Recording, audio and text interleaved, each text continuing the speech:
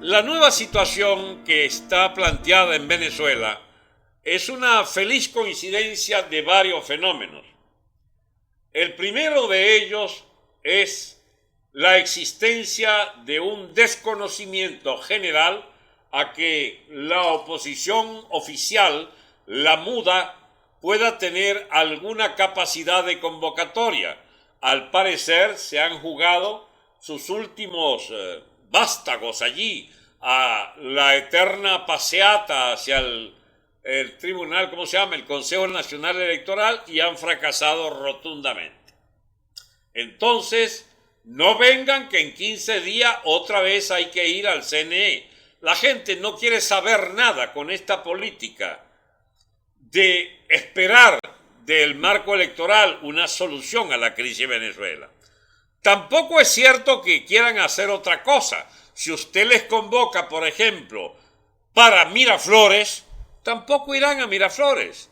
Si usted les convoca para incluso Ramo Verde, como algunos extraordinarios amigos quisieron interpretar el momento, y tampoco la gente querría ir a Ramo Verde, por lo menos en estos días no querrían ir. ¿A dónde quiere ir la gente? La gente entró, eso que llaman la gente, que es mucha gente, ¿eh? La gente en realidad es una nomenclatura indefinida, es una designación absolutamente inútil. ¿Qué es la gente? Nadie puede definir qué es la gente. A mí me han escrito amigos, me llaman incluso, mira, es que la gente, y le pregunto yo, ¿cuál gente? Porque es que hay muchos tipos de gente. En Venezuela hay 200, 300, 500 tipos de gente. ¿De qué gente me hablan? Caramba, es medio complicado esto de la gente.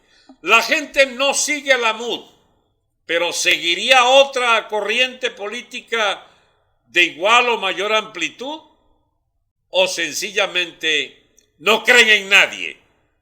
Yo creo que la gente empezó a no creer en nadie. Es decir, que la mayor suma de personas que quisieran intervenir en la coyuntura política optaron por no pararle a nadie, ni al gobierno, porque el gobierno está hundido. El gobierno convoca a la única cosa que pueden ir la gente, que es a repartir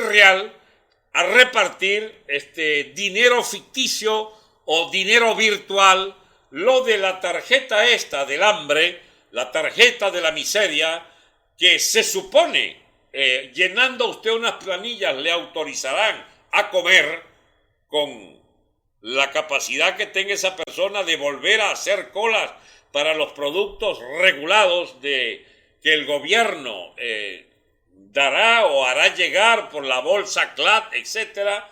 Eso tiene gente. ¿Pero qué tipo de gente? La gente que está resignada a que ya no tiene manera de sostenerse, ni con un salario, ni con una viveza, ni con un contacto, ni con nada. Sencillamente, lo único que le queda es hacer la cola para recibir la tarjeta del hambre. Es como si recibieran una bolsa CLAT grande, porque es para varias entregas, una bolsa CLAT hipotética, una bolsa CLAT virtual. La tarjeta, por si acaso, la gente va a buscarla, porque se supone que le puede crear alguna facilidad en el futuro inmediato. Pregunto, ¿hay tarjetas para todo? Teóricamente debería haber millones de tarjetas, pero, caramba, no hay para todos, solamente para los que estén dispuestos a arrodillarse. Entonces viene el otro tipo de reflexiones. Es que el venezolano quiere la manguangua, solo quiere que le regalen cosas. Bueno, eso de el venezolano es muy relativo, porque hay gente que quiere trabajar, pero no hay a dónde. Hay gente que quiere ganar un buen salario, pero no puede obtener un salario, puesto que la economía la la han clausurado, la han cercado, la han hecho estallar, la han hecho inviable en todos y cada uno de los aspectos que tengan que ver con la relación trabajador-empleador, comprador-vendedor, o sea, toda la interrupción de la cadena de pagos, de la cadena de distribución, de las propias relaciones laborales, todo está liquidado o en proceso de deterioro acelerado, de manera que una tarjeta, a cambio de firmar contra la Asamblea Nacional, pues si la Asamblea Nacional no ha resuelto nada y solo han sido discursos y discursos, la gente está por oír discursos para poder comer. La Asamblea Nacional le da otra tarjeta para que ellos digan que oyen los discursos y a cambio de esos discursos comen. La gente iría a la Asamblea a buscar su tarjeta y se calaría los discursos de todos los diputados allí, aprendices de tribunos. El tema es que la gente, sabe que la Asamblea Nacional no puede repartir no puede repartir tarjetas de comida porque no le dan, ni siquiera a ellos les pagan el salario, ni siquiera a la Asamblea le otorgan un presupuesto, los tienen cercados de hambre incluso, les humillan completamente.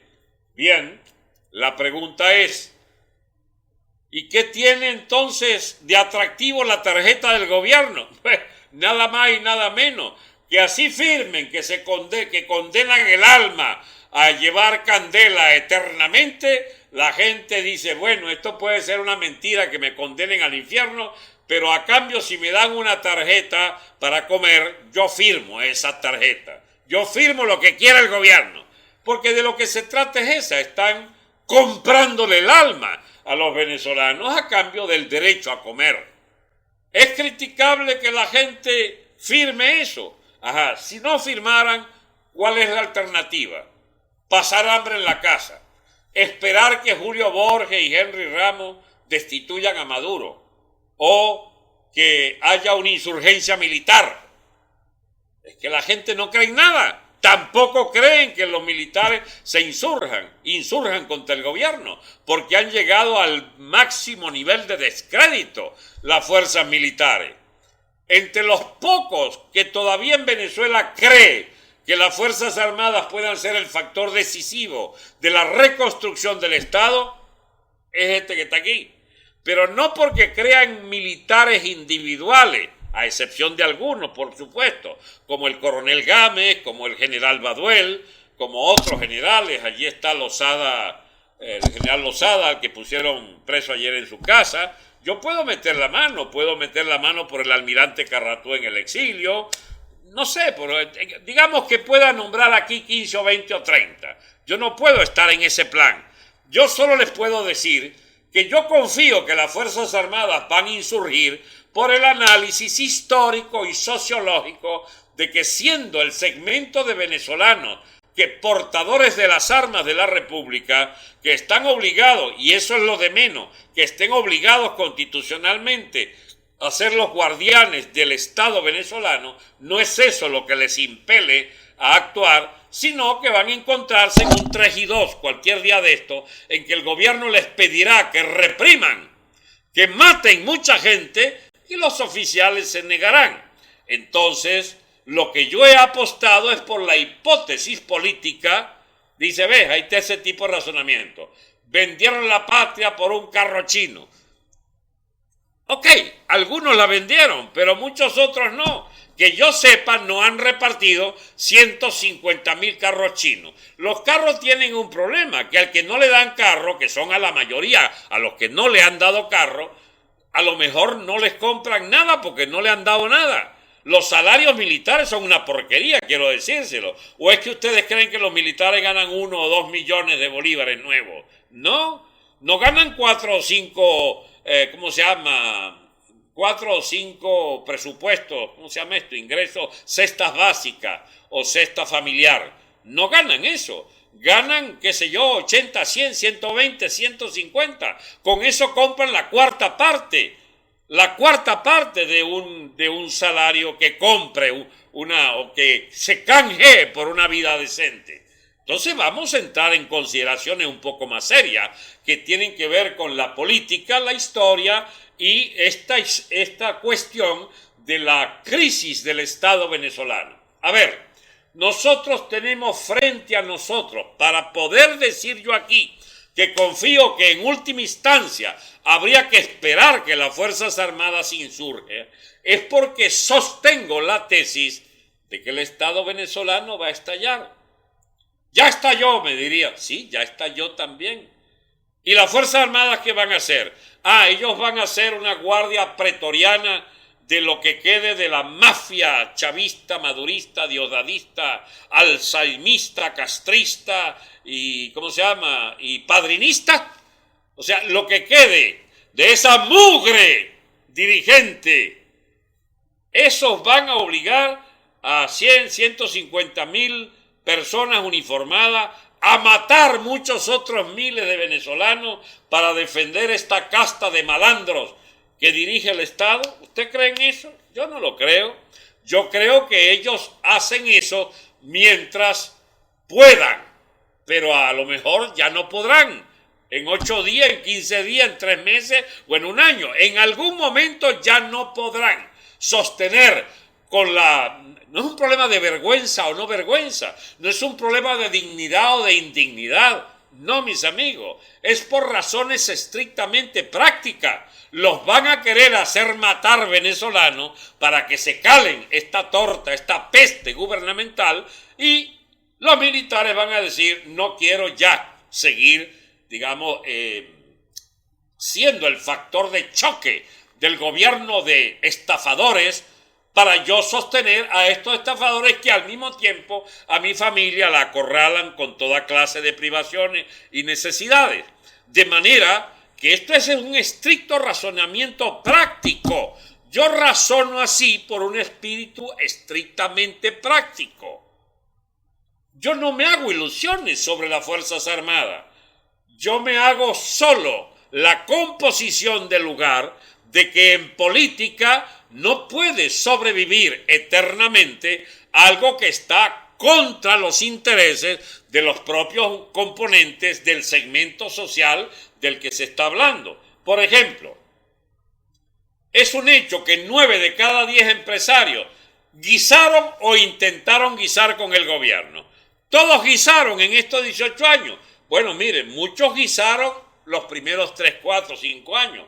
Muchos no necesitaron guisar incluso al inicio, pero progresivamente solo sobrevivían bien los que guisaban, o los que eran tan eficientes, como el Grupo Polar, por ejemplo, que decidió transarse, es decir, aceptar las reglas de juego del madurismo en el poder. Muy bien, aceptaste las reglas, Mendoza, te dan la posibilidad de sobrevivir con un inspector allí del gobierno que dice: Tú no puedes ganarte ni un céntimo por kilo de harina pan. Te puedes ganar 2 céntimos, pero no te puedes ganar, ¿cómo se llama? El equivalente al precio, que era lo que se ganaba la Polar. Vendía la harina pan en 100 porque le costaba 50 y ellos se ganaban otros 50. Muy bien. Y con estos 50 que se ganaban, expandían la industria, etc.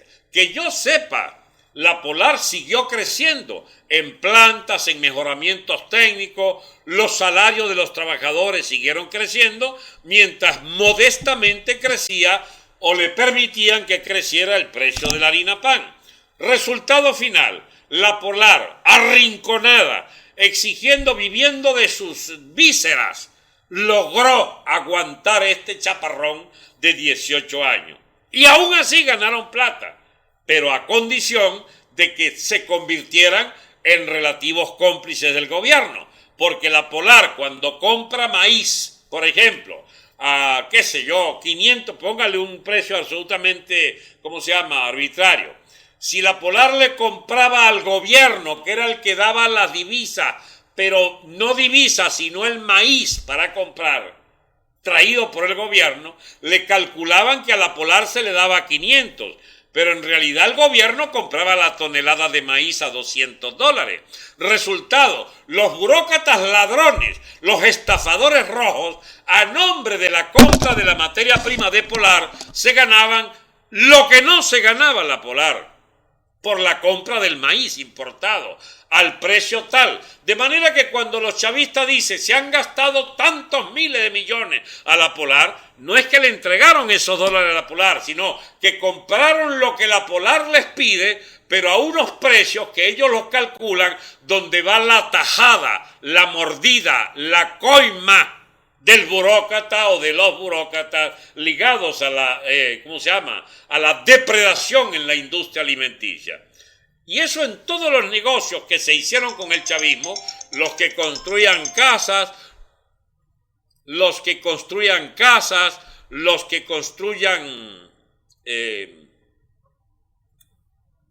carreteras, no, creo que ni carreteras, ni caminos, ni nada. Todo el que hizo algo para producir bienes o para producir alguna obra o lo que fuera, sencillamente, en estricto sentido, hizo un guiso con el gobierno. Entonces, la élite de la llamada burguesía venezolana fue siendo cada vez menos una burguesía que, digamos, organizaba sus negocios para producir y obtener una ganancia, y se fue convirtiendo en una casta que acompañaba el gobierno en las pocas obras que daba, en el guiso de las importaciones, en el guiso de producir bajo las condiciones del Estado ampón y de los burócratas guisadores, y obtenían ventajas mínimas, como por ejemplo la Polar, que por cada 100 bolívares, vamos a hablar en dólar, por cada dólar que se ganaba el de la Polar, los burócratas chavistas se ganaban 4 y 5 dólares. Y aún así lo insultan y aspira a que la Polar siga produciendo casi a pérdida. Bueno, en algunos rubros la Polar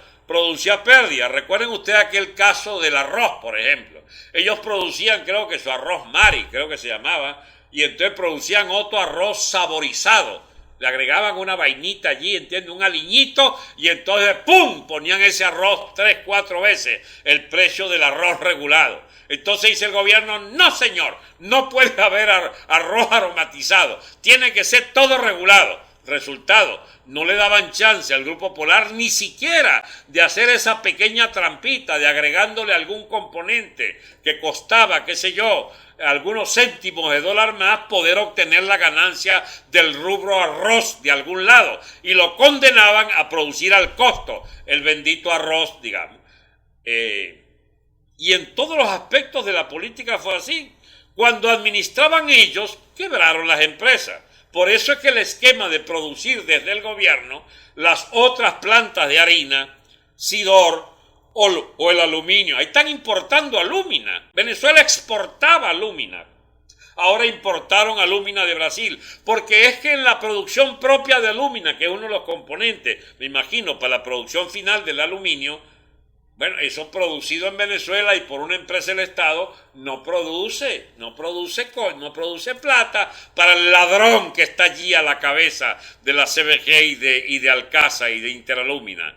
Entonces lo compran a Brasil. Ahí hay un guiso, ¿entiendes? Ahí sí hay negocio. En todo lo que se ha importado hay un negocio. Del que administra los dólares, del que viabiliza los dólares, del que autoriza la licencia, etcétera, etcétera. Bien.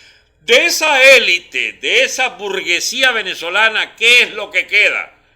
Si antes había 9 productores o transportistas o intermediarios que lucraban con el ejercicio lícito de su función empresarial, y uno guisaba, al final de 14 años de Chávez y sobre todo de 18 años, incluyendo los de Maduro, son de cada 10, 9 guisan y uno produce de manera honrada o de manera, digamos, atípica, porque lo atípico es producir por fuera de las coimas y por fuera del circuito de las corruptelas y de la depredación del gobierno.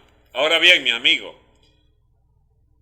¿cómo le va a pedir usted al empresariado que por definición juegan a querer enriquecerse y no habiendo otra manera de mantenerse a flote que bajando la cabeza al gobierno y arrodillándose y arrastrándose como se han arrastrado.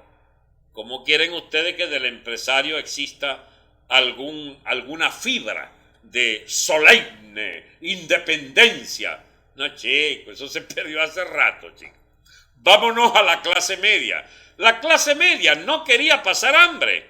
Estaba dispuesta, sobre todo si hay un dólar que permite comprar muchos bolívares, estaba dispuesta a vivir dolarizada. Pero a vivir, mire, mis amigos, uno que ha vivido algunas cosas cuando tiene mi edad, hay amistades mías o de mi esposa, por ejemplo, que mira, pero ¿y cómo te afecta a ti, fulana?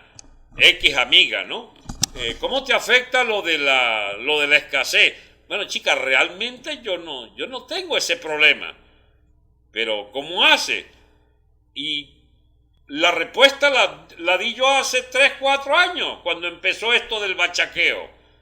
No es que haya cambiado de opinión, es exactamente la que dije hace 3, 4 años. Esto terminará en un bachaquero particular de cada quien. Entonces le dice la amiga hace 15 días, no chica, es que yo tengo mi bachaquero particular. Mi bachaquero. Yo le hago la lista y él me trae todo. Claro, carísimo, chica. Carísimo quiere decir que es una persona que se maneja dolarizada y que puede estar gastando más o menos 500 o 600 dólares en comer decentemente en Venezuela. Ajá, ¿y qué son 500 dólares? Ajá, mi amigo, 5 por 3, 15, 5 por 4, 20, son 150, 200 mil. No, o son 2 millones. Ya me perdí. Resultado, no, son 2 millones de bolívares, 2 millones nuevos. Entonces son 5 canastas básicas de 500 mil. 100 dólares son 300 mil.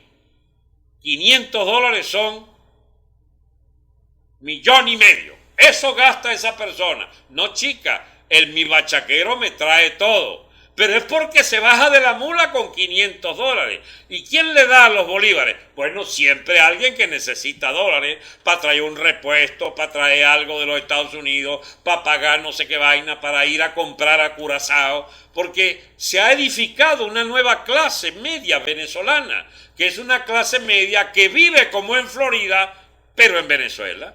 Al costo de Florida, no necesita gastar tanto como en Florida. Le basta tener la cuarta parte. El problema es la inseguridad. Si no, mire, hubiera la emigración fuera. Venezuela tuviera, en este momento, lo digo sin ninguna reserva, si Venezuela tuviera la mitad de la seguridad personal y familiar y de bienes que tiene Florida, la mitad solamente, se invertiría la corriente migratoria. Cada mes llegaran cada vez más venezolanos de retorno de Florida a vivir en Venezuela pagando el bachaqueo a 500 o a 1,000 dólares. Porque es que en Florida, además de trabajar, pero como nunca en su vida han trabajado o hemos trabajado, además de eso, y teniendo la seguridad de por medio, hay que gastar 3, 4, 5, 6 mil. Que mire, para ganarlos hay que inventar, digamos, estar muy calificado. O vivir de los ahorros, de lo que tenías. Los que hemos gastado lo que teníamos y lo que no teníamos, y los que intentamos hacernos del pago de los bills, como dice aquí, las cuentas de fin de mes, ay, mi amigo, eso es varios miles, ¿saben? Varios miles. Entonces, caramba, si a mí me dicen, me puedo ir a Altamira y desembolso 1,500, 2,000 dólares y vivo abundantemente con 2, 3 millones de bolívares, por supuesto que mira, no, pues que me matan.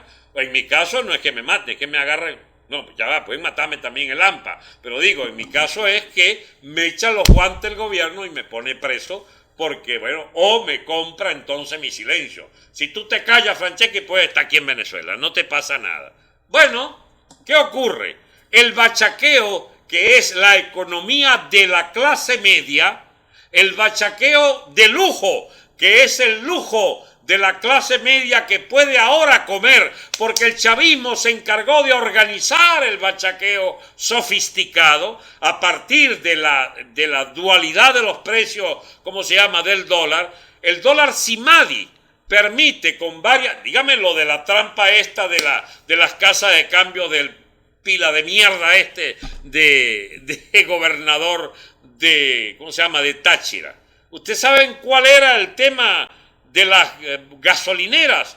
Que el niño quería montar un canje, pero cada vez más floreciente. Ven aquí, echa gasolina, te la cobro más barata que en Colombia, pero mucho más cara que en Venezuela. Echa gasolina aquí, déjame los pesos y yo mis pesos los cambio, entonces, y voy a Cúcuta. O sea, ¿cómo se llama?, una bicicleta. Pero, ¿cómo obtengo los pesos? Ah, si vendo gasolina. ¿Y qué le dijo el gobierno colombiano? No. Para allá no entran carros. ¡Pam! Cortados los carros. Y los más vivos que querían hacerse una vaina, entonces los tirotea. ¿Cómo se llama?, las autodefensas de Colombia. Carajo, y agarraron miedo entonces de que no funciona esa manguangua que inventó el gobernador de Táchira. Porque es que siendo un gobierno delincuente, habiendo ideado, digamos, extorsionar la clase media, eso es las formas más prudentes y más decentes, porque en realidad la extorsión masiva la hacen a través del AMPA. Ustedes no han visto, amigos, que el AMPA, digamos, ya sale a cara descubierta con armas de guerra de gran calibre, metralladoras de todas y cada una de las fusiles ametralladoras o fusiles automáticos del más alto calibre, armas de guerra todas otorgadas por el gobierno a sus delincuentes.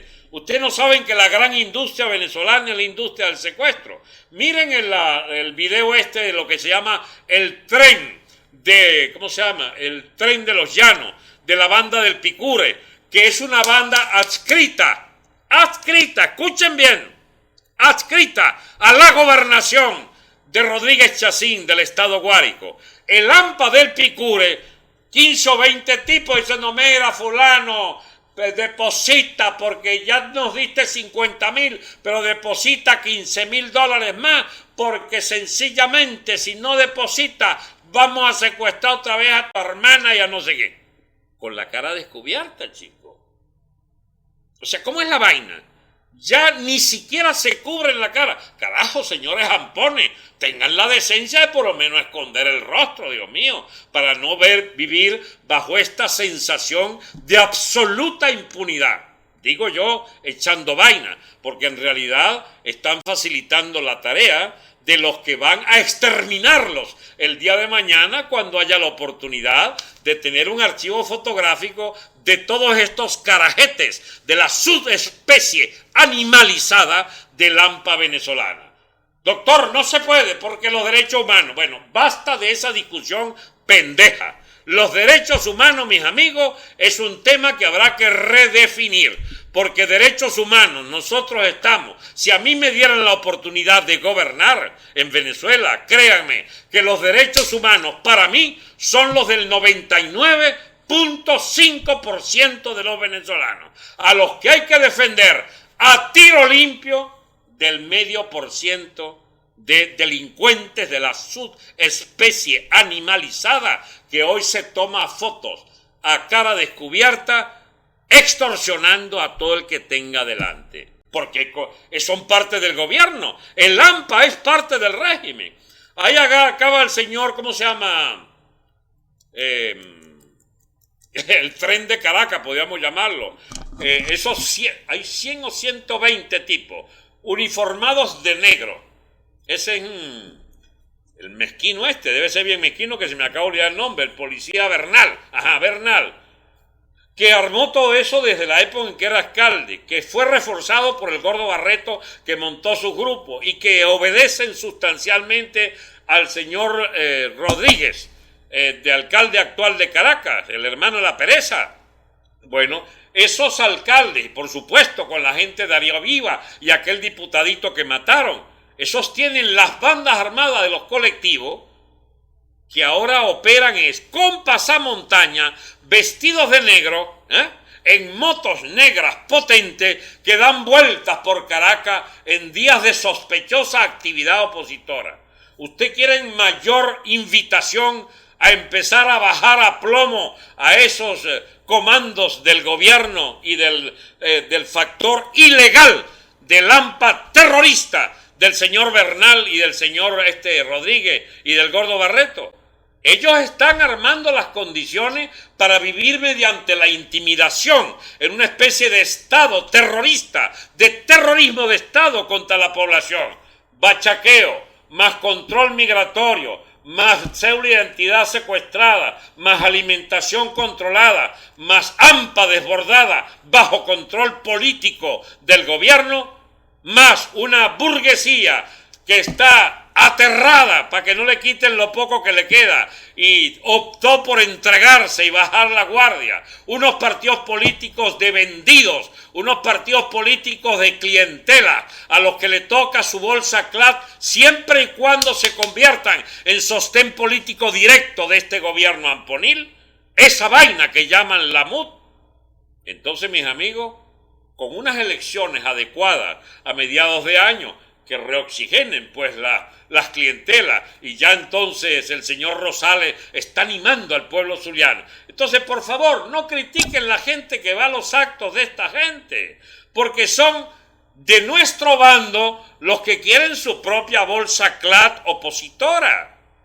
¿Qué es ser funcionario de la gobernación de Miranda o de tal alcaldía o de la alcaldía de San Cristóbal? O de la alcaldía de Maracaibo, o de la futura gobernación de Rosales? Creo que Caprilito no lo van a dejar hacer gobernador una vez más. Creo que lo van a cepillar. Porque bueno, ya le dieron 3, 4 chances y ya la popularidad del Caprilito está tan baja que pueden salir de él sin mayor costo político. Si hubiera elecciones, si esto llega a las elecciones de gobernadores, pero ya están pactando entonces que habrá unas elecciones a gobernadores y las clientelas del partidismo de la MUD que tienen que renovar sus militantes porque tienen que volverse a legalizar, le permite al gobierno contar con cabrones oficiales de la oposición. Cabrones. Entonces, ¿cuál es ese papel que tiene asignada la Asamblea Nacional y los partidos que va a legalizar la TIBI y los partidos que va a garantizar su existencia el Tribunal Supremo? Bien, los que estén de acuerdo con bajarse los pantalones, mis amigos, que es la operación que está en curso.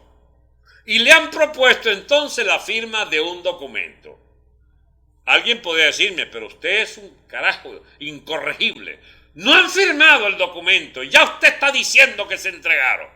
Bueno, chicos, si no lo firman es porque mandan a decir, coño, pues ustedes sí son brutos, chicos. No nos pongan a firmar esa vaina porque la gente, nadie va a creer en nosotros. Nosotros podemos seguirlos ayudando si hacemos lo que hemos hecho hasta ahora, que nosotros jugamos a que somos la oposición y ustedes juegan a que no nos dejan existir. Pero si me exiges ahora un acta de rendición, que ya este Zapatero y el otro, el Torrijos y el bandido Samper, digamos, nos hacen firmar para que les pagaran su trimestre por adelantado, y entonces, ¿qué vamos a hacer nosotros al firmar esa carta? Esa rendición, ese manifiesto de abyecta sumisión al gobierno.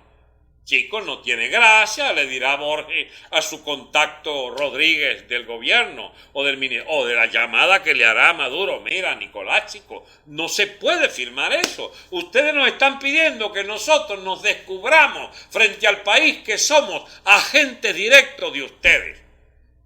Bueno, pues entonces vamos a tratar esto con la debida seriedad, le puede decir Maduro Diosdado o el tal Jagua. ¿Qué es lo que ustedes van a hacer para que nosotros les perdonemos el pescuezo? Porque estamos dispuestos a ilegalizarlo y a sacarlo de la asamblea y todo. Los de la Comisión Internacional han abogado por ustedes. Y entonces ellos dicen que ustedes pueden firmar. Por ejemplo, Henry Falzón, y Rosales y Timoteo dicen que sí firman. Bueno, pero es que no podemos firmar todo, chico. Y es allí entonces donde Guevarita dice, no firmamos. No firmas, pero sigues en la MUD. No firmas, pero no rompes con esa bosta. No firmas, pero... ¿Y tu trayectoria en la Comisión de Contraloría? ¿Dónde están los informes que tenías que producir, que han sido engavetados durante tu permanencia en la Comisión de Contraloría? ¿Cómo haces ahora como vicepresidente de la Asamblea Nacional para decir que Voluntad Popular no es corresponsable del pacto que ha hecho la Asamblea Nacional para soportarse con el gobierno Maduro? Y vuelve otra vez el sector entonces de ingenuos incorregibles. Pero Franceschi, usted es un divisionista. Usted no ve que la Asamblea Nacional es nuestro último... ¿Nuestro último qué? Nuestro último recurso de oposición legal, constitucional, electoral, pacífica. Bueno, sí, será tu último recurso, pero ese es un recurso para tontos, para ingenuos de siete suelas que cuenta el gobierno seguir manteniendo bajo chantaje y arrinconado. Amigo, la política tiene unas benditas leyes que no son las de la gente de buen corazón, ni la de la gente honesta, ni la de la gente que dice solo verdades. Yo no soy un político tradicional porque vivo con la intención manifiesta, con la intención declarada de tumbar estos carajos. ¿Y cómo van a votar por mí mientras no haya oportunidad de tumbar estos carajos? Hay posibilidad de hacer en Venezuela unas elecciones, tumbar el gobierno, sin consecuencia, porque nadie que escriba ahí, yo estoy por tumbar el gobierno.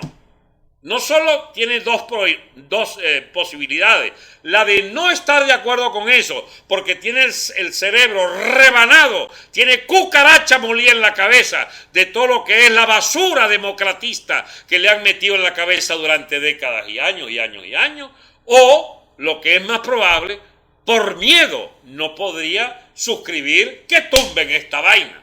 Entonces se cubren todos con lo de la salidas democráticas y electorales. ¿Yo tengo algún destino en esa clase política? Ninguno. Ninguno. Por eso no me interesa crear una figura mediática. No me interesan las encuestadoras. No me interesa que me llame un periodista para decirme, doctor Franceschi, quisiera entrevistarlo. No se molesten, no quiero entrevista. ¿Por qué? Porque no me van a sacar lo que yo digo. Miren, mis amigos, yo varias veces estuve en muchos programas en Miami, hasta que dejé de querer ir y le pedía que no me invitaran. Ustedes van a decir, pues usted ya está bocón y sobrado. No, es que no puedo decir, porque yo tengo que respetar unas normas de convivencia de esas televisoras con el gobierno norteamericano. Aquí está prohibido que usted lance por la radio o por la televisión lo que quiera. Por internet yo puedo decir lo que quiera, porque yo puedo estar transmitiendo desde la India, desde Curazao o desde una hacienda en el estado Guárico. Nadie sabe dónde estoy yo. Nadie sabe. Pero si estoy en la emisora, en la Mega, o en la emisora no sé qué vaina de Miami, yo estoy haciendo corresponsable a ese medio de lo que yo diga. ¿Y qué es lo que yo propondría? ¿Y qué es lo que yo quiero decir si me permitieran decirlo? ¡Ey! Me lo permiten, pero no me vuelven a invitar, o yo no quiero que poder decir eso. Y amigos míos que me han dicho, pero vente, chicos, no importa, tú dices. Y yo he llegado al límite de decir muchas cosas, pero lo que diría es lo que siempre digo, esta mierda hay que tumbarla. ¿Yo puedo decir eso en un canal de televisión? No debo. No por mí, sino por la estación que no le puedo, o el presentador, o el dueño del programa, o los que pagan publicidad en ese programa, porque usted invitó a ese subversivo ahí a decir eso. Bien, pero por aquí, mi amigo, yo no veo propagandas aquí que condicionen lo que yo diga, ¿entiendes? No, nadie puede frenar lo que yo diga. ¿Y qué es lo que yo digo? Bueno, cosas incorrectas para los políticos. Yo digo cosas que nadie dice, porque todos aspiran o a ser concejal, o a ser gobernador, o a ser alcalde, o a ser presidente, o a ser de ministro, no sé qué vaina, etc. Y como yo no aspiro a nada de eso, y si lo voy a hacer es por, digamos, la decisión de un gobierno de facto, es decir, un gobierno que tumba a este y pone otro, del cual yo quisiera formar parte. ¿Y quién le ha dicho a ustedes que yo quiero ser? Es un comentarista de la política. Yo quiero poder gobernar. Yo quiero poder gobernar al servicio de los derechos humanos de 99.5% de los venezolanos. Y si es posible, aplicar la pena de muerte contra el 0,5% delincuente, depredador, por ladrón o por estafadores o por predicadores o por extorsionistas o por asesinos, que hay 70, 80 mil en Venezuela sueltos. Amigos, por decir esto, bueno, yo como que no soy un candidato conveniente. Nadie me va a invitar a sus listas. Bueno, hasta que yo no haga mi propia lista en un gobierno de facto, que le diga a los del gobierno de facto: mira, por todas aquellas cosas que yo dije, que terminé teniendo razón y que ustedes están en el poder, digamos, con la filosofía de gobierno que tiene toda persona que racionalmente quiera rescatar esta república para ponerla a funcionar como es, con libertades económicas a ultranza, libertad de movimiento a ultranza, libertad de cambio a ultranza y, por supuesto, libertad de idea, porque no se trata de establecer una dictadura gorila, se trata de la más amplia libertad de opinión, pero sin pulpos mediáticos, sin dueños Globovisión o dueños Venevisión o dueños no sé qué vaina que te impidan explicarse. Como me explicaba yo y me dejaron de llamar. Globovisión dejó de llamarme el año 90, 99, ya me invitaba poquito. El 2000 ya desaparecí. Bueno, muy bien, les agradezco. Nunca tuve ninguna ilusión en esa bosta de política que proponían los cultores de la opinión pública desde Globovisión. El gobierno los maltrataba, yo defendí Globovisión muchas veces porque, bueno, está bien, no me querían a mí, pero no, yo quería menos todavía al gobierno, y había una ventanita allí para los politiqueros de oficio que se expresaban a través de ese canal. Pero yo nunca me tragué aquello de que Globovisión era mi canal, o pon Globovisión, porque lo que se ponía en ese canal era la porquería del democratismo a ultranza, es decir, las ilusiones democráticas, las ilusiones del fundamentalismo democrático. Yo le he explicado esto otras veces, pero voy a volverlo a explicar las veces que sean necesarios. Hay una ideología mundial, una espesa baba ideológica, absolutamente metafísica, es decir, más allá del mundo real, que consiste en creer que la política debe estar orientada por bien pensantes, por gente que propone solo las ideas que permitan la emancipación del espíritu humano, por la vía de la palabra libertadora. ¿Qué más? Por la vía del voto, por la vía de los parlamentos, por la vía de la vida de los partidos, es decir, el ideal democratista típico de Occidente, donde hay distintas escalas, pero no se detienen a pensar qué es lo que funda realmente la democracia. ¿Ustedes saben por qué hubo democracia en Venezuela a partir del 59, 58 incluso? ¿Por qué hay democracia en Venezuela? Porque había unos equilibrios sociales muy fuertes, heredados de una economía sólida, dejada por Marcos Pérez Jiménez, y un ingreso que permitió, por el rentismo petrolero y por la edificación de las clientelas, la construcción de espacios democráticos en la progresión de la economía, que cada vez permitía más acceso a un mejor ingreso de muchos venezolanos. ¿Cuándo se acaba la democracia? Cuando el ingreso se derrumbó y aparecieron grandes desigualdades y grandes regresiones en el ingreso, y ¡pum!, surge Chávez, primero como golpista y luego como vengador electorero.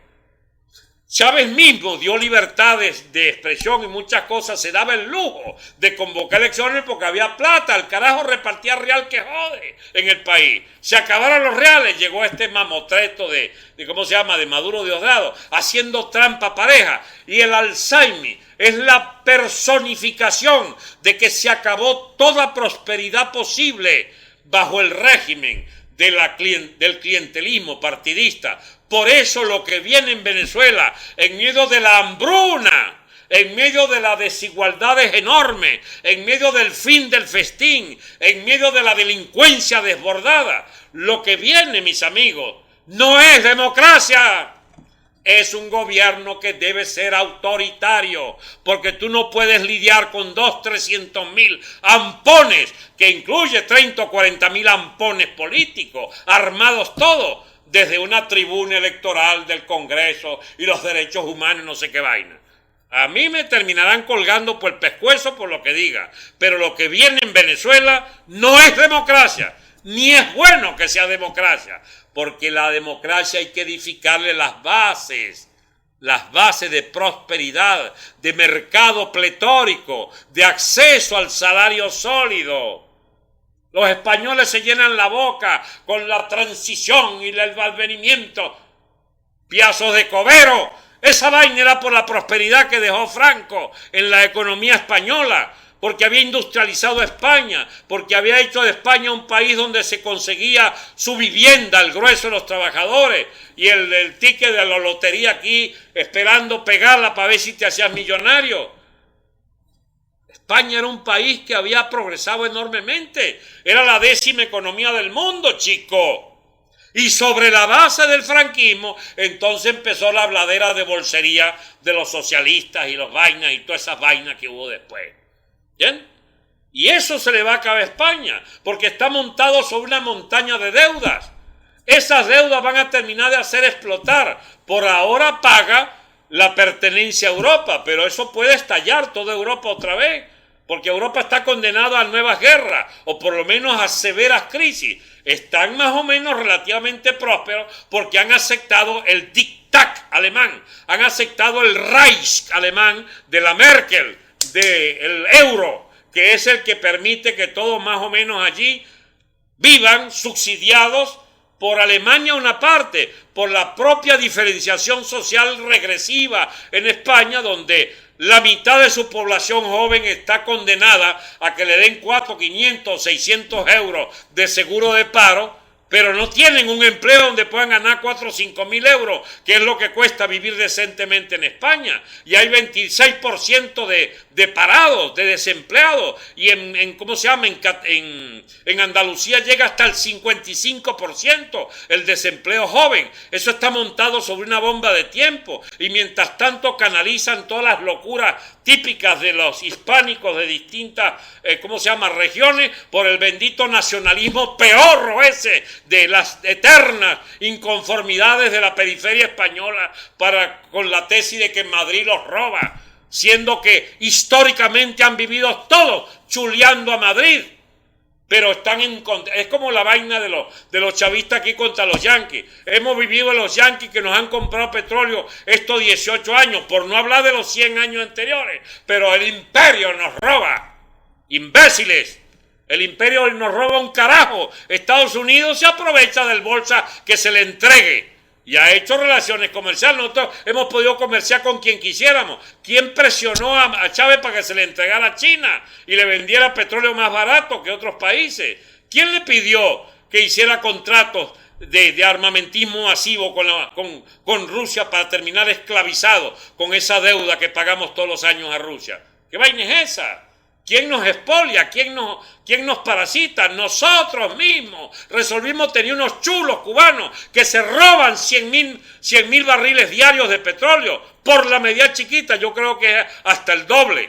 Entonces dejemos de inventar el bendito enemigo externo del imperio y no sé qué vaina. Eso es mentira, completamente falso. O la guerra económica, esa estupidez que inventó el chavismo y sobre todo el Bolsa Maduro. Amigos, ¿por qué toda esta perorata incendiaria? Porque es que hay que empezar a preparar el país a que lo que viene no es democracia. Lo que viene no son elecciones. Lo que viene no es cayó Maduro, elecciones a 30 días. Caprilito candidato y entonces la gente prefiere a Rosales. No, chico, no. Esa vaina no se la cala el país real. Es más, si lo aceptaran, colgarán por el pescuezo a Caprilito al mes o a los 2 o 3 meses de gobierno. Bueno, eso sí es democrático, doctor, que lo elijan y después lo colgamos por el pescuezo. Bueno, yo prefiero que el señor Capriles, si habrá aprendido de aquí a allá a ser de verdad un político diferente y que se capacite sobre todo, porque es muy deficiente su intelecto, bueno, ¿por qué no puede ser presidente? Igual para todos esos cifrinitos que andan queriendo dirigir el país. Bueno, en 10, 15 años, ¿por qué no? A condición de arreglar el país primero. Porque usted le va a entregar el país a Caprilito, chico, para que vaya a buscar un sello húmedo que le va a dar no sé quién.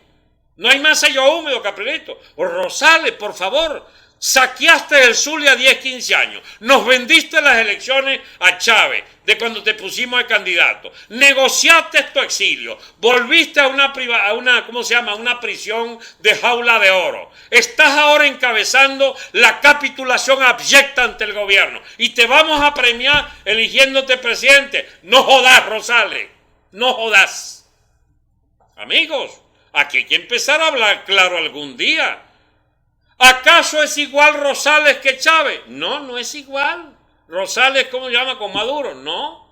Rosales es, digamos, algo así, un traficante de la política. Aquellos son ampones criminales y asesinos. Son dos vainas distintas. Rosales significa un gobierno, algo así, con una ficción de país. Los otros es la ausencia de país total, el entreguismo a la dictadura cubana. Entonces sí hay diferencia. ¿Es igual un gobierno de Maduro a un gobierno de, ¿cómo se llama? Julio Borges? No. Un gobierno de Borges sería el colmo de las hipocresías de una burguesía vendida y guisadora, de una clase media bachaquera y de un ingreso que querrán sea de las comisiones, las manguanguas y la vaina y de la clientela partidista para poder ganar con una chamba de ponga mandiaiga.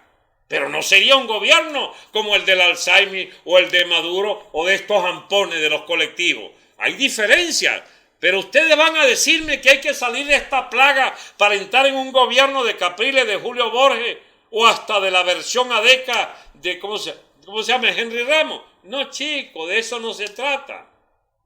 No puede tratarse de eso, porque este país no puede volver a las ficciones de la cuarta, ni a sus viejos políticos, ni a los nuevos políticos que son peores que los de la cuarta. ¿O es que ustedes creen que detrás de esa mascarada que representa Borges hay algo realmente digno de ser seguido en política? No, señor. Eso es una bosta de oportunistas de clase media que quieren es vivir en la jauja, en la manguangua de un gobierno, chico, de sus amigos, de su grupo económico, de sus bolichicos y de sus grupos boliburgueses, de su grupo vanesco, del grupo de Vargas, de Víctor Vargas, del BOD, del Doto, del banco no sé qué vaina.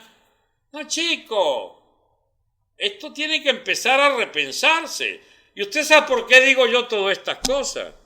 Porque el país que conocimos se está yendo al demonio. El país que llegó hasta aquí no puede ser el país que siga.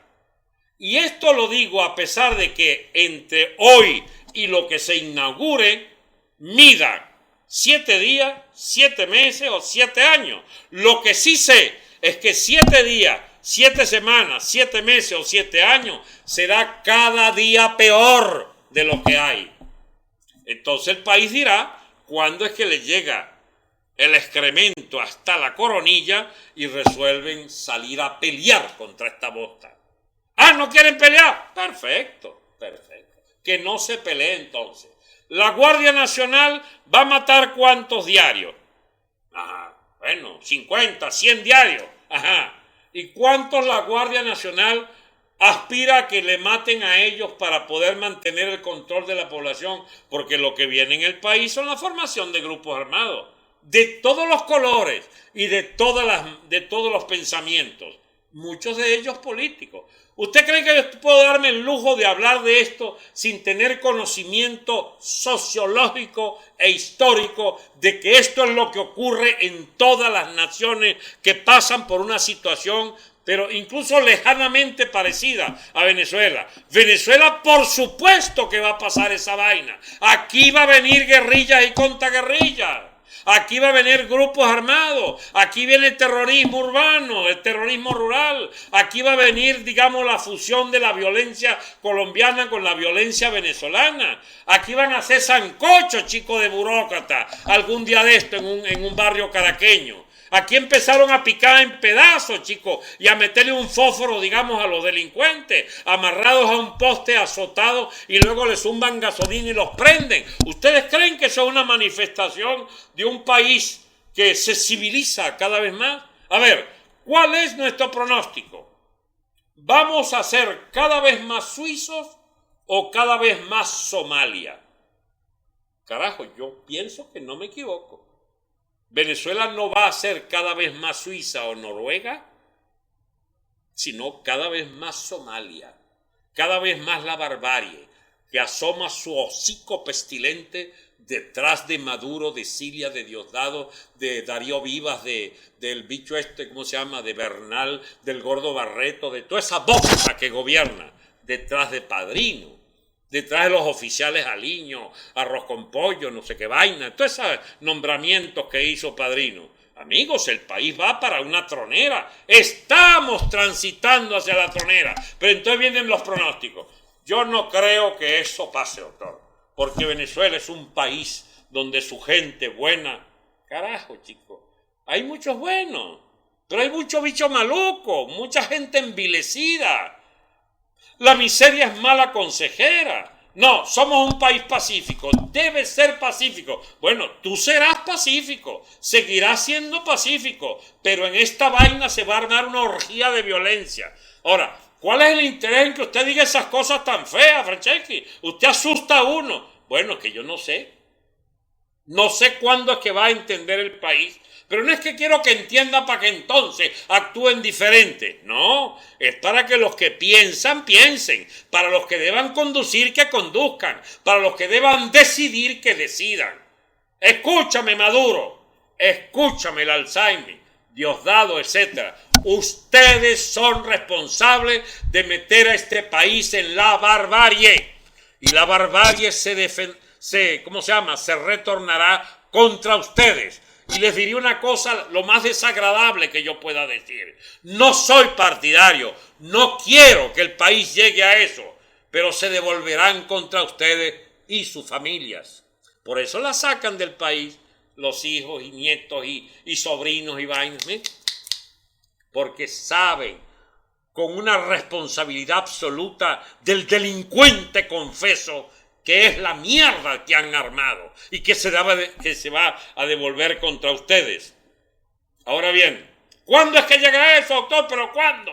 No sé. ¿Y quién más sabe esa vaina?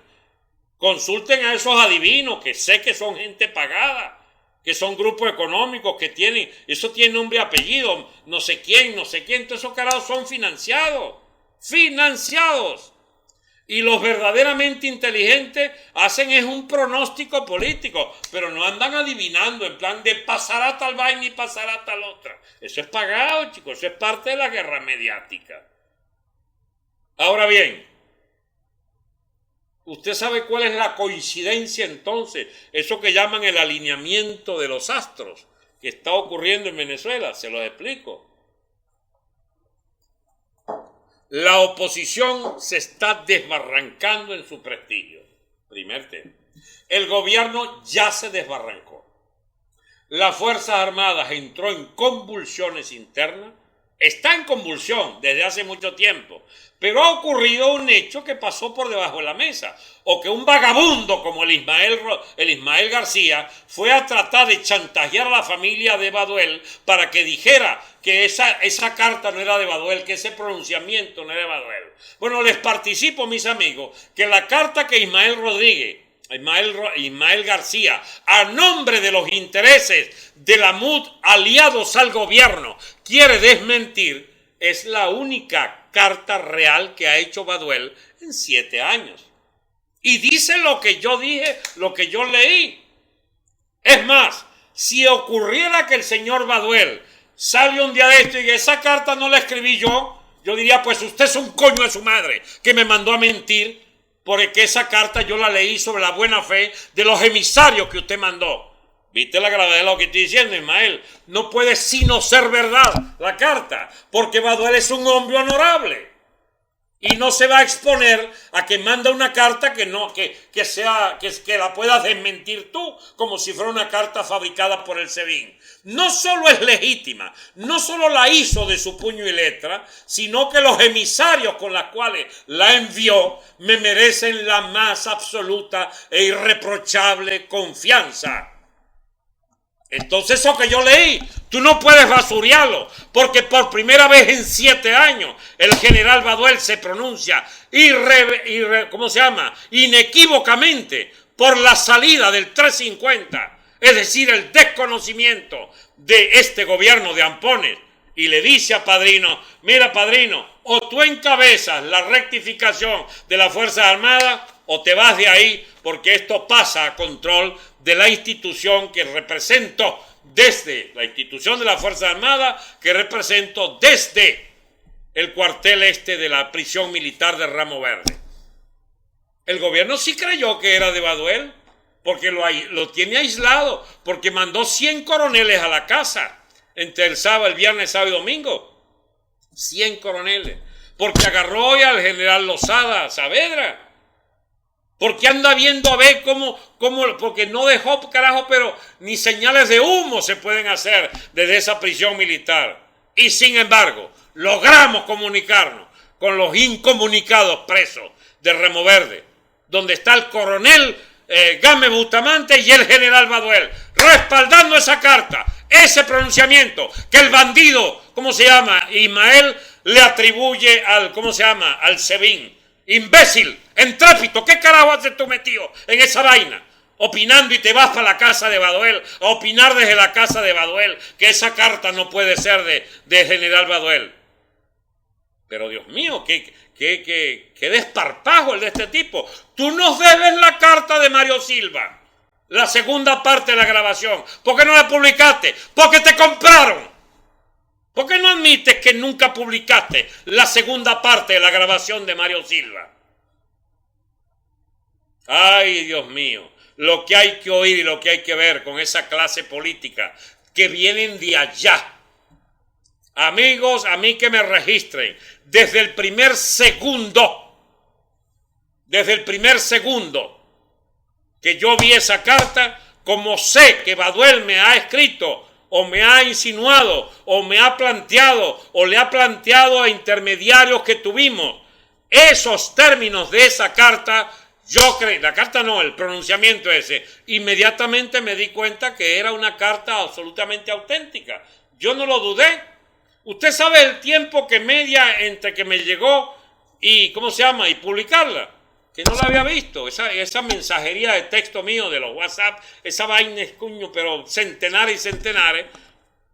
Tuve hora y media, tuve el programa hasta las 6, no vi eso, y a las 7:30 me consigo con la bendita, pronunciamiento. Carajo, y agarré el micrófono. Ustedes no ven que la primera vez que yo leo eso, un poco el micrófono, porque lo agarré en la mano y no preparé nada, no lo puse fijo como está ahorita este programa. Y empecé a hablar sobre la marcha para leer lo que Baduel había mandado. Y estaba en manos de la Patilla, lo envió su hijo Adolfo. Pero es que creen estos imbéciles que pueden jugar con la opinión de un general prestigioso como Baduel, o jugar con mi opinión, porque yo supuestamente había sido un incauto manipulado por el SEBIN. ¿Por qué no te vas a joder a no sé quién para no mentarte la madre?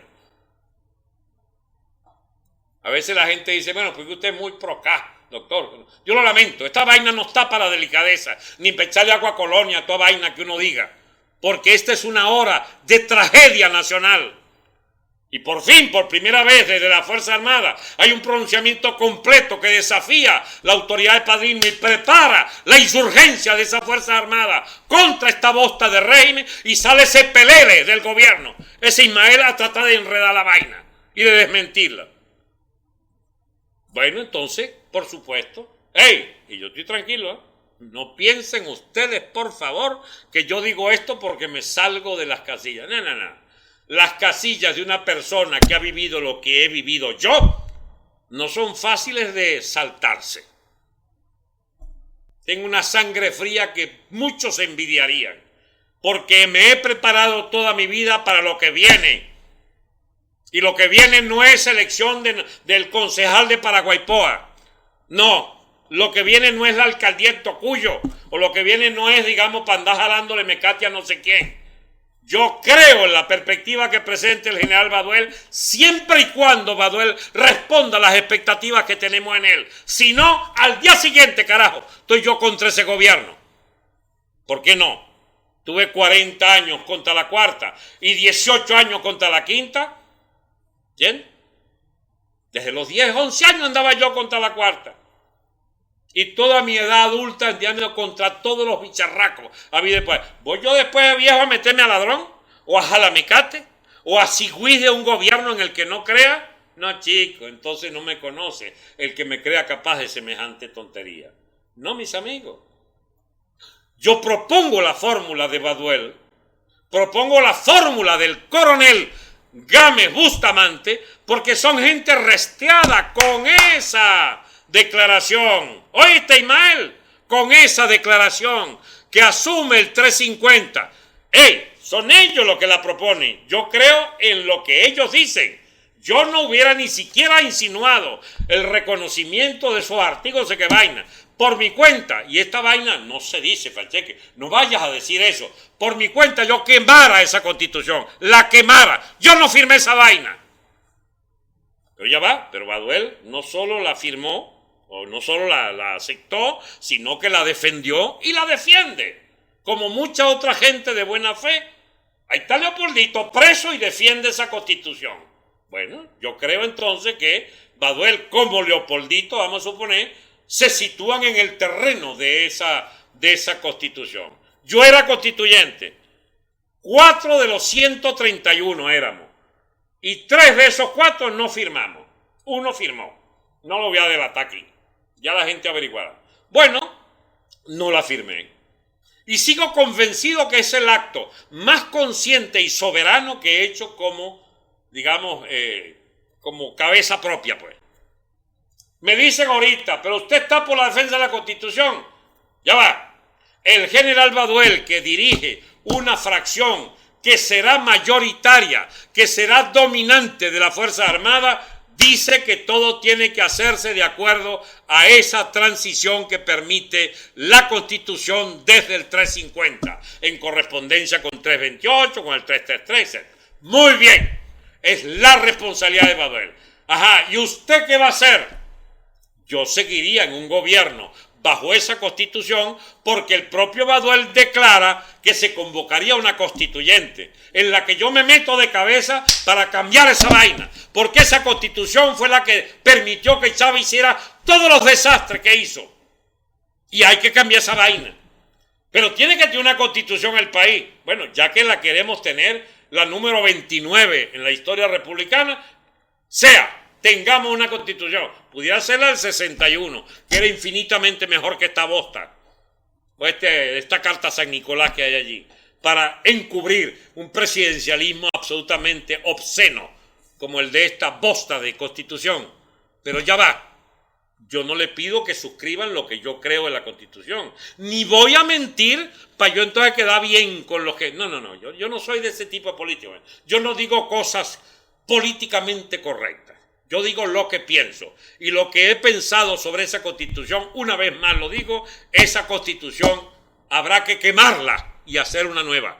O agarrarla del 61 y mejorarla. Pero en todo caso, pero también puedo como político práctico funcionar con esta. Porque eso está allí, muchas de esas letras de la Constitución, si se aplicara también pudiera hacerse un gobierno totalmente distinto al de esta bosta de déspotas y ladrones. Porque ahí están todas las leyes que condenan la corrupción también, y están todas las condenas a los abusos de poder. Esa Constitución permite un manejo. Fíjense que pareciera una contradicción lo que estoy diciendo. Yo estoy hablando de un espíritu práctico. Yo estoy formado en la tradición de la lucha de ideas. Inglaterra no tiene Constitución. Carajo, ¿y cómo han funcionado 4 siglos? Por leyes, por jueces probos que han... y muchos que no fueron tan probos también. El Estado Imperial de Su Majestad Británica, la papisa Isabel II, porque ella es papisa de la Iglesia Anglicana, que es la que dirige el símbolo del Estado británico, del Estado del United Kingdom, pues, del Reino Unido, perdón, bueno, no tiene constitución, tiene una serie de leyes orgánicas, digamos, que conforman esa vaina. ¿Dónde está el link? Dice, no sé qué link es. Ya vinieron con Singapur. ¿Cómo les encanta Singapur? Chicos, tampoco sean así, porque Dios mío, complican la vaina. La gente tiene una manía que hay que hacer como Singapur. Se los recuerdo. Singapur tenía 500.000 de presos.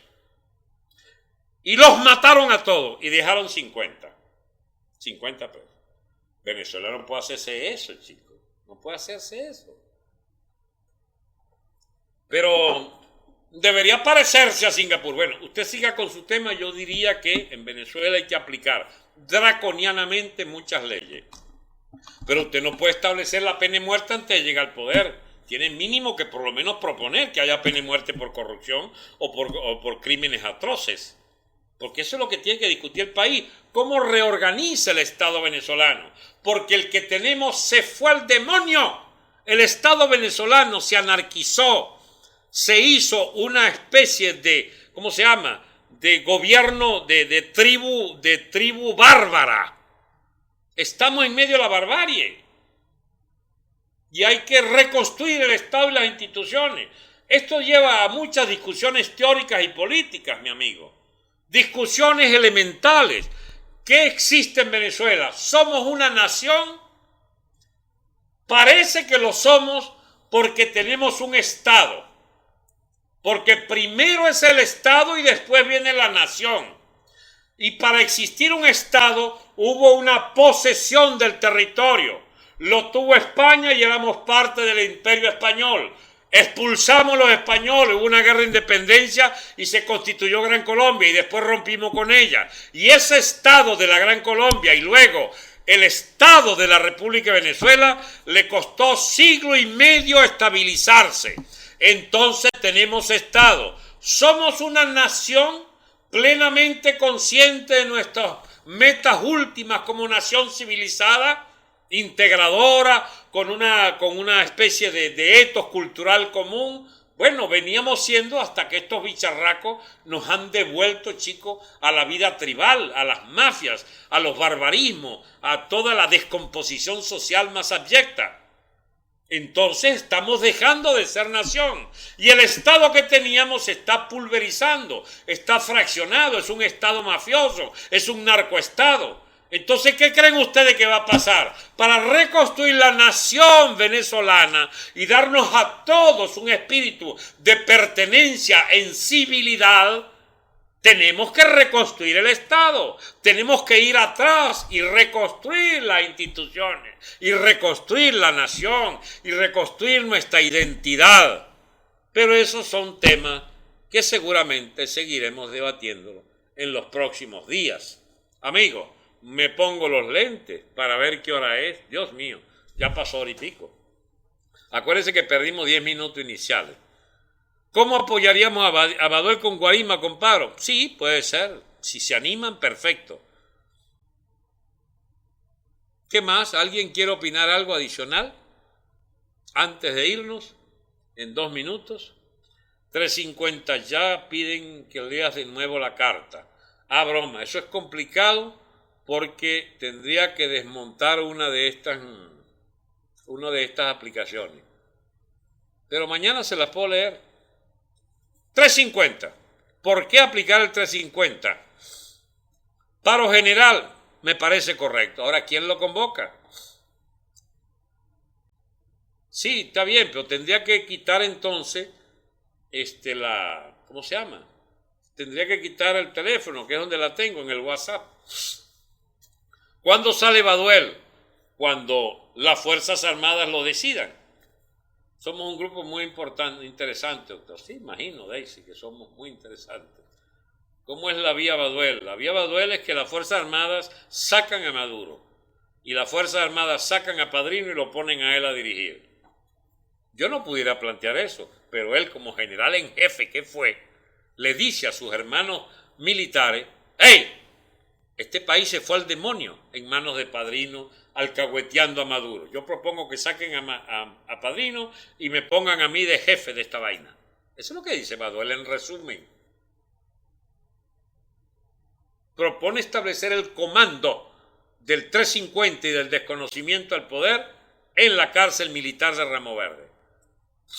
La muda está acabada, hola, llegué tarde, pero oigo la primera parte después. La muda que se vaya para La Habana. Está bueno. Bueno, mis amigos, ustedes pueden poner muchas opiniones, pero ya no hay tiempo, son las 5:29. No es que no pueda, yo puedo seguir hablando, pero usted sabe cosa difícil, que esto lo vea más gente. Cuando ve que ya tiene 1 hora y media el tipo hablando, va a seguir para 2 horas. No, dejen algo para mañana. Si las tácticas no se cuentan, ¿por qué hizo pública? Porque no es táctica. La carta de Baduel es estrategia. Estrategia es todo lo que ocurre en la Fuerza Armada tiene que pasar por el eje del desconocimiento del gobierno que plantea Baduel en esa carta. Por eso mi indignación con el bicharraco Ismael. Vas a desvirtuar la carta, el pronunciamiento, perdón. Vas a decir, es que esto no es carta, es una declaración política, es los fundamentos políticos del desconocimiento al gobierno por parte de la institución de las Fuerzas Armadas.